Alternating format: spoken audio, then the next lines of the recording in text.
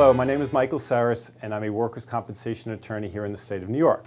Today I'd like to tell you the story about a client of ours, a young lady who had emigrated to New York from the Dominican Republic.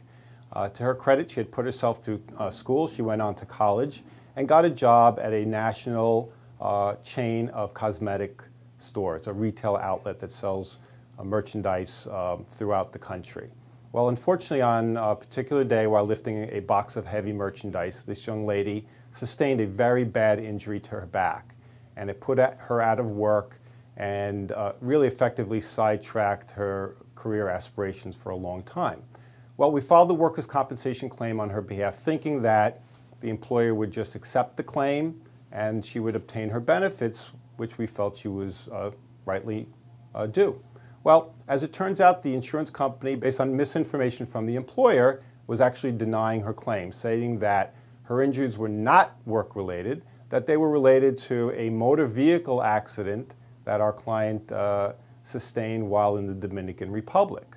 So they were trying to shift responsibility from what really happened at the workplace to an old car accident that took place back in the Dominican Republic. Well, after researching the case, after obtaining the medical records from her accident in the Dominican Republic, it turned out that she was involved in a car accident back in her home country, but it was when she was 13 years old. She had only obtained about 2 months' worth of treatment, and she had, that injury had resolved to the point where she was perfectly functional, was active, was going to a gym, and really, as a result of lifting the heavy merchandise at work, her back went out and it was a very debilitating injury.